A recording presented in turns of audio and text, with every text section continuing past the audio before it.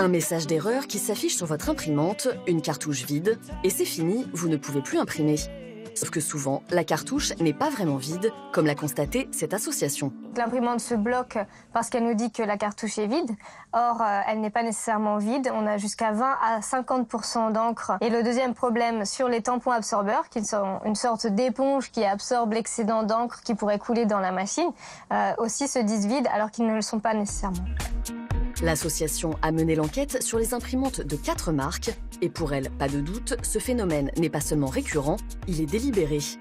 En cause, une puce installée sur les cartouches d'encre, comme l'explique ce spécialiste en imprimante. Vous avez une petite puce ici qui compte le nombre de pages que vous faites en réalité et qui vous arrête au bout d'un certain nombre de pages. Et cette puce électronique, en réalité, elle n'est pas connectée avec ce qu'il y a à l'intérieur, c'est-à-dire l'encre physique, c'est-à-dire l'encre liquide.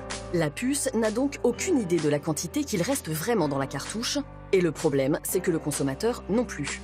Avant, on avait des cartouches totalement transparentes. Maintenant, on a ça. C'est-à-dire, on a ce type de cartouche-là qui est totalement opaque. Vous pouvez rien voir dedans. Alors qu'avant, la même cartouche du même fabricant était totalement transparente. C'est-à-dire, on voyait non seulement le petit tampon qui s'imbibait d'encre, et on voyait le petit réservoir qui se vidait. Vous êtes donc obligé de vous fier à ce que vous dit votre imprimante et de racheter une cartouche. De la même marque, évidemment, puisqu'en plus, les fabricants s'arrangent souvent pour que seules leurs cartouches soient compatibles avec leurs imprimantes. Et pourquoi font-ils ça, à votre avis ? L'intérêt, il est assez simple. En fait, l'entreprise, maintenant, ne fait plus vraiment son business sur la vente d'imprimantes, mais sur la vente des cartouches. Les cartouches coûtent quasiment aussi cher, voire plus cher que l'imprimante elle-même. Le prix de l'encre est à 2000 € le litre. Donc, nécessairement, si la durée de vie de la cartouche est raccourcie, l'entreprise fait plus de bénéfices, fait plus de profits. Mais pour l'association Hop, installer une puce pour faire croire que les cartouches sont vides, c'est de l'obsolescence programmée.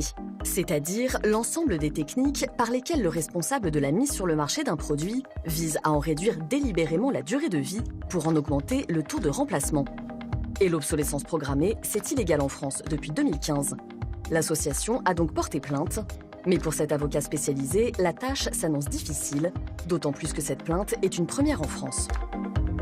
Pouvoir prouver la volonté de nuire, de réduire délibérément la durée de vie d'un produit, les procédures vont devoir apporter des éléments, des mails internes à l'entreprise, des études de bureaux d'études rémunérés pour diminuer la durée de vie des produits, ce qui n'est pas évident.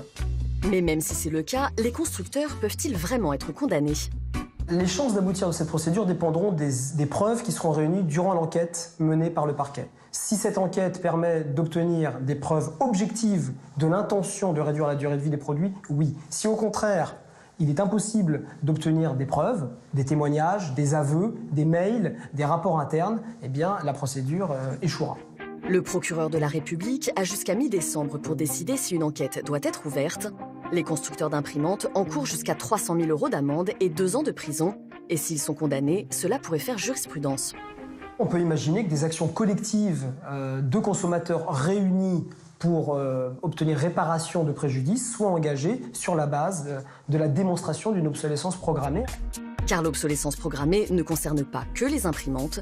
Les marques d'électroménager, de téléphonie ou même de collants sont régulièrement accusées de raccourcir la durée de vie de leurs produits.